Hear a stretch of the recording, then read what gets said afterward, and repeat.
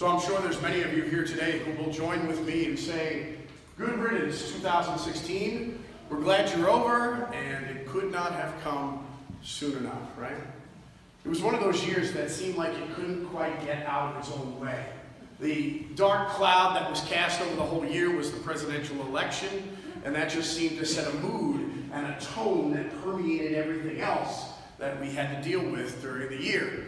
And then finally, when that was over and decided, then we had at the end of the year, this onslaught of cultural icon and celebrity deaths that constantly reminded us that death is our reality, constantly hanging before our lives, constantly reminding us that none of us gets out of here alive. So goodbye, good night, 2016.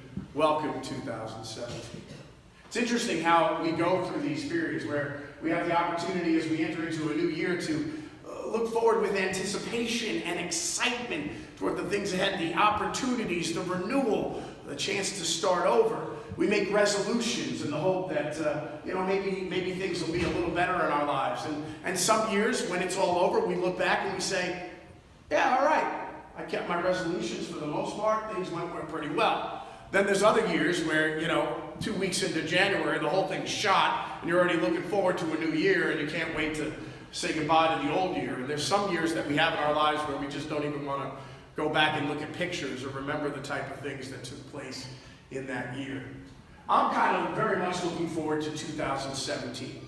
First of all, I like the number 7, since I was born on the 17th. And the years that ended with 7 in my life have always been pretty good to me. The first one was 1977. You know what happened that year? Star Wars came out, and it formed a backdrop for my entire life.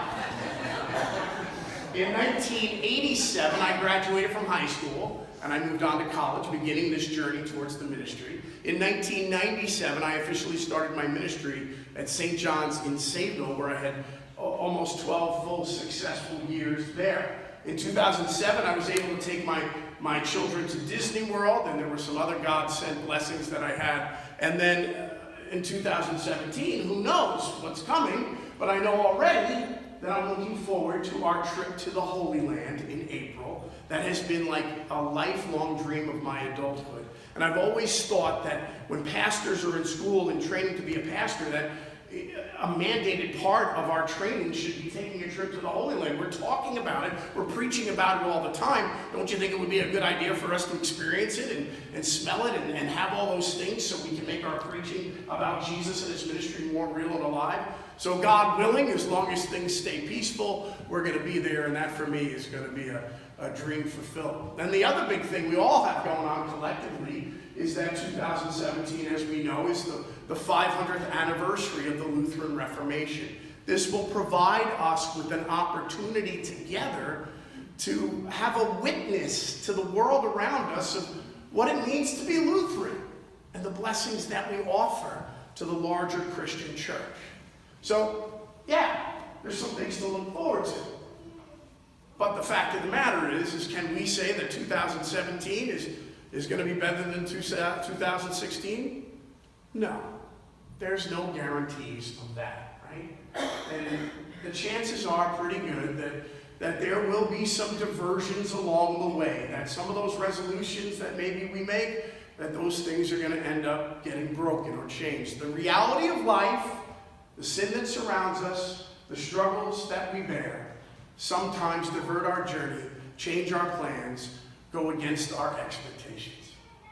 And the gospel lesson for this 8th day of Christmas reminds us that we're in pretty good company when it comes to plans being diverted by the reality of the world around us. This gospel lesson that I just read a moment ago is not the most Christmassy of gospel lessons, is it?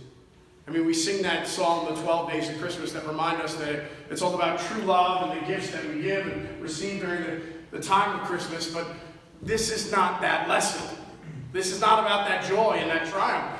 We get the very sad story of the killing of the boys, 2 and under in Bethlehem. The martyrdom of the holy innocents, as we hear about it. We hear that the Holy Family, that Joseph in particular, is warned in a dream that he has to get up and go and take the family to Egypt because of Herod's insecurities. Herod is so jealous and so afraid that he's going to lose his power. He already knows there's opposition out there, but he's also read and studied the scriptures and know that there's a prophecy that someday there's going to be this newborn king is going to be the Messiah. And he's so worried about what he's going to lose that he's looking for any opportunity he can to find out who this king is going to be so he can eliminate the threat.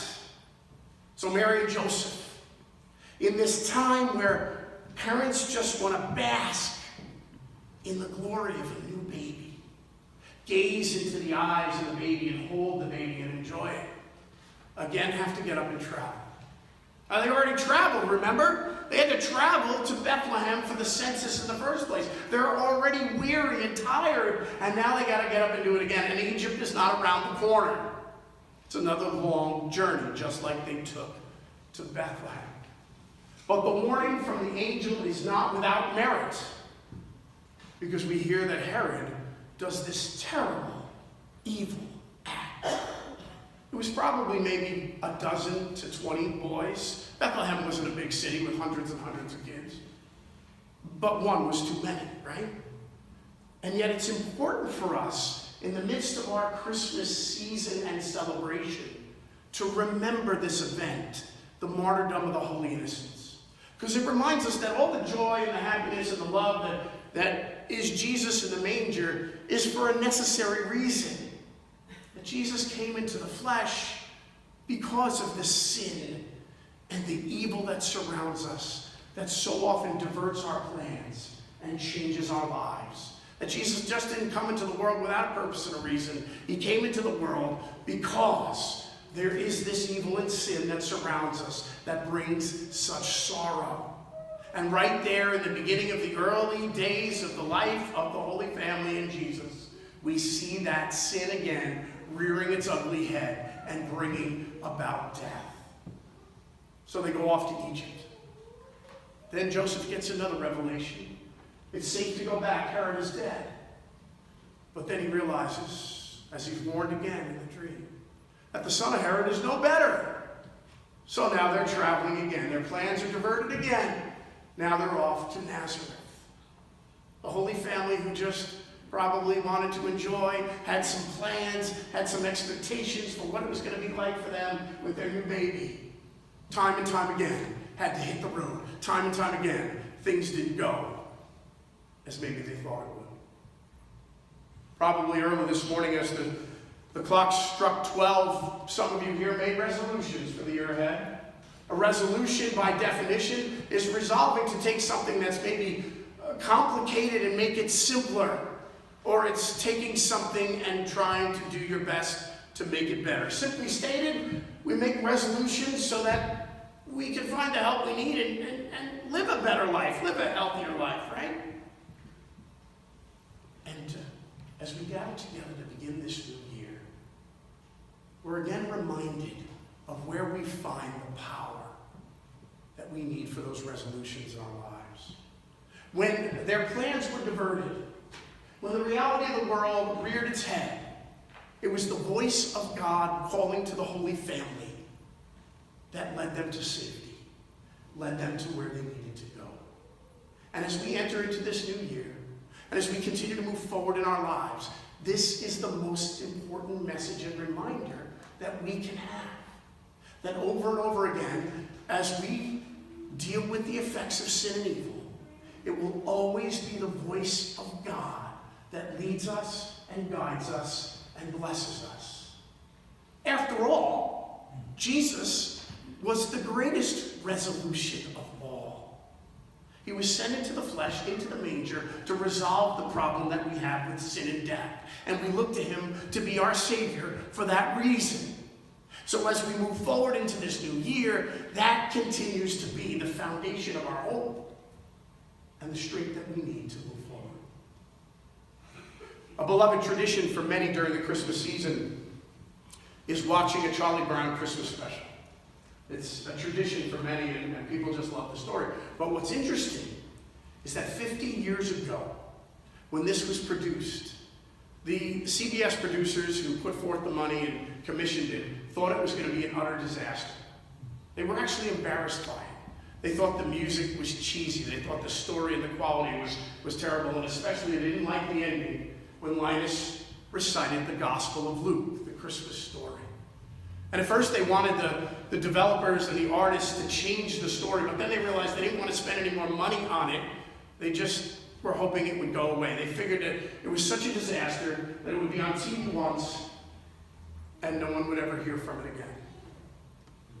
50 years later, it's still a heart and tradition. It's even a play. The Lou Day kids did it last year for their nativity. It was the Charlie Brown Christmas special. It's a reminder to us of the enduring message of what this season is all about. Our lives move forward. Time keeps changing for us. Yet, the message of God's love and the grace and the gift given to us in the manger always remains the same. Out of all the resolutions that we could make last night or in the days ahead, this one resolution is most important.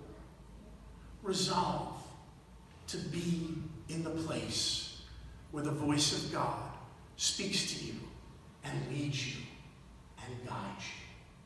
Because it's that voice of God, just like with the Holy Family, that protects us and shows us true love. And this is the one resolution that transcends this world.